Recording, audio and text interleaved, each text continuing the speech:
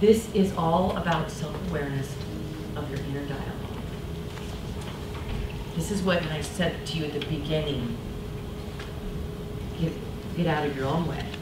We hear other people's opinions, and yes, they can affect us. But we have over 50,000 thoughts a day, and we let them run amok. Who said your thoughts are you? Whoever said they were you? It's those negative tapes that run through your head all the time. Stop them, cancel them, hit delete. If they're not aligned here, don't listen to them.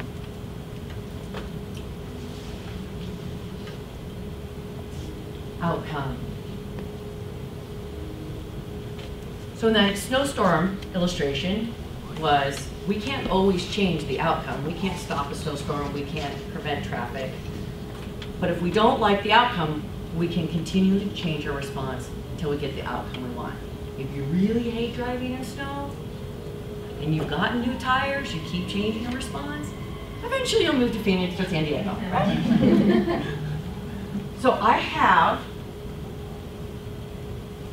some events here in these envelopes, and what I'd like to do is we're going to talk about these events in groups of 3, and if there's maybe what we'll do is groups of 4, and I'll give you 2 events and just share how maybe your birth reaction, your tribe reaction, your family reaction would be to these events.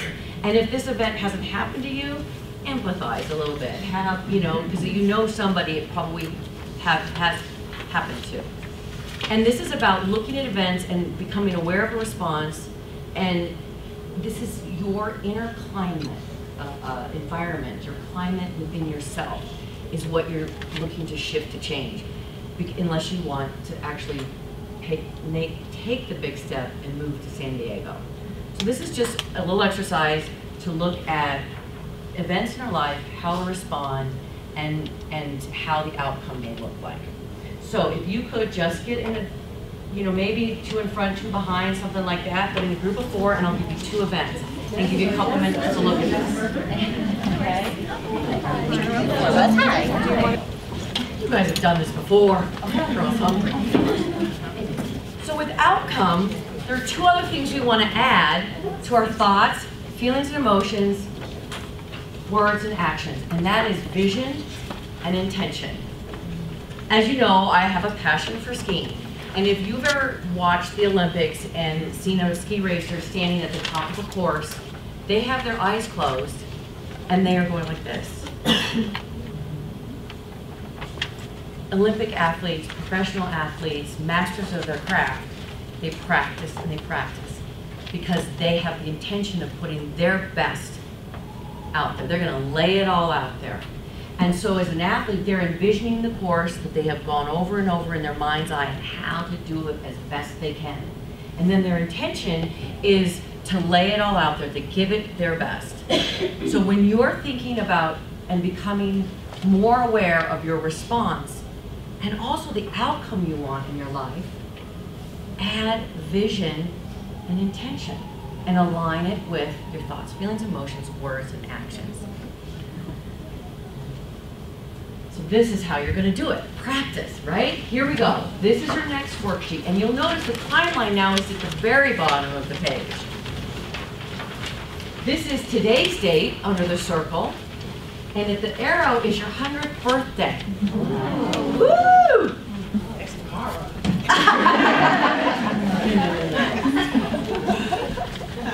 And you are going to envision and intend great events and outcomes in your life. If you've ever done a vision board or a dream book, anything like this, if you've never done this, think about from today's date, and it doesn't hurt to put in today's workshop, all the way to your 100th birthday. What do you want to happen in your life? Come from this power place. Give yourself the courage to put down great things, because when you have epic events and outcomes intended in your future, you will begin to align your response to them.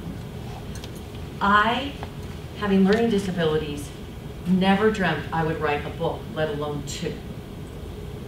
But once I was teaching my workshops and people were asking me, where's your book?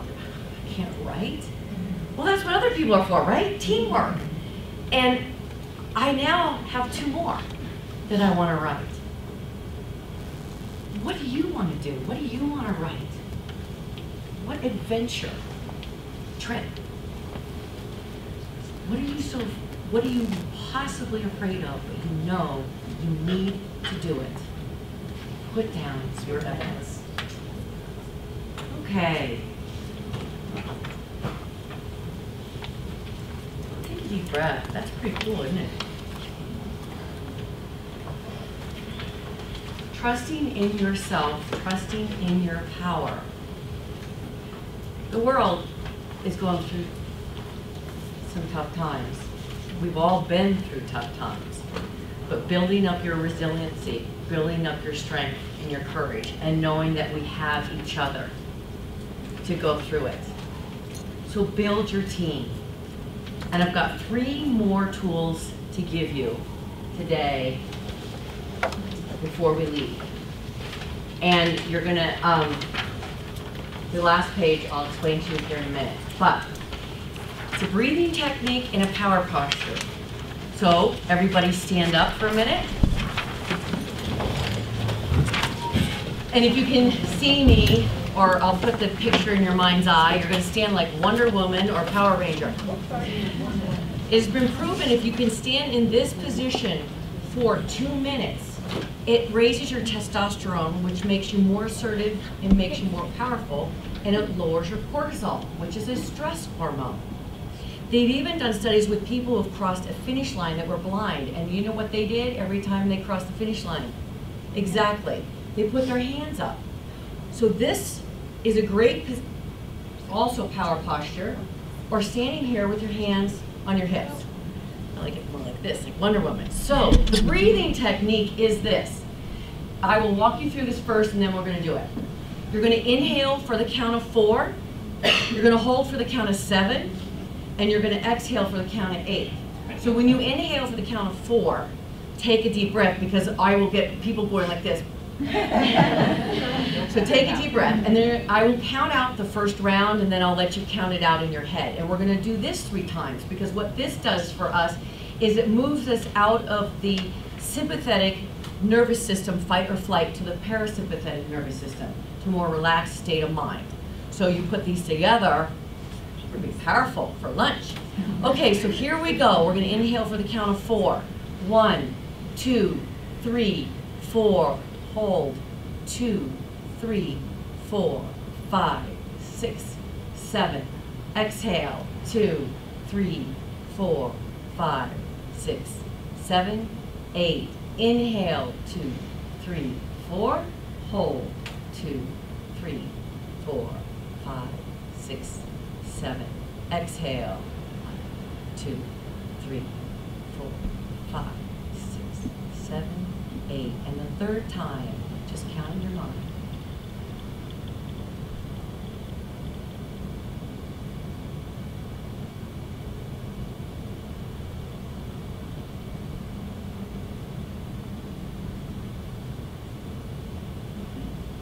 Have a seat. So the next time you have an interview or a stressful situation or a crisis in your life, you have the ability, you have the tool, the basic first aid right here, your breath. And then just stand there if you need to for a minute, either way, and listen to somebody. Put your arms up. You can go this far. But anyway, so that's your power posture and your breathing. And the second is just becoming aware of your response. Hopefully with some of these exercises today, that's brought it to the front of your mind.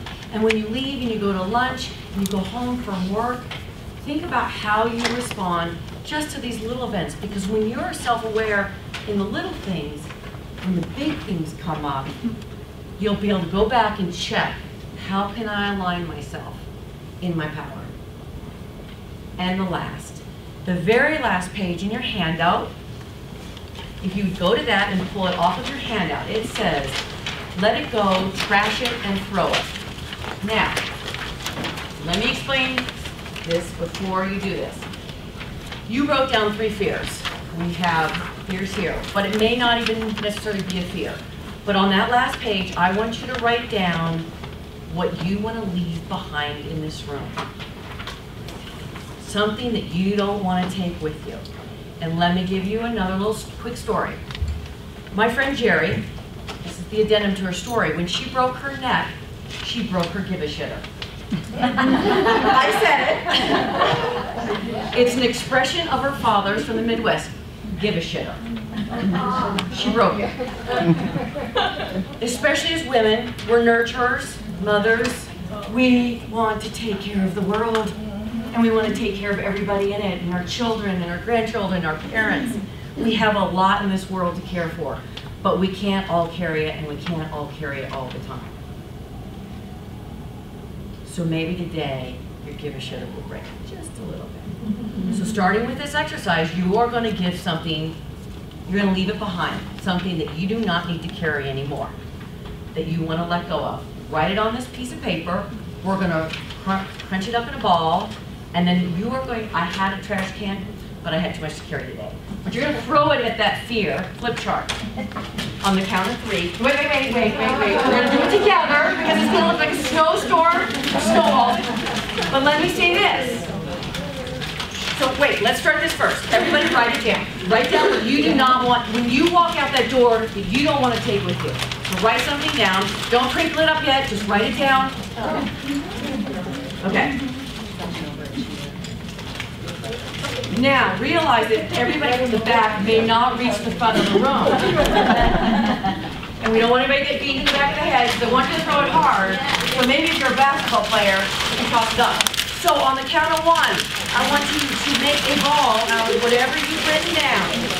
Remember, we're aiming for here. No. But before you throw it, you are brave, you are talented, you are courageous, and you are beautiful.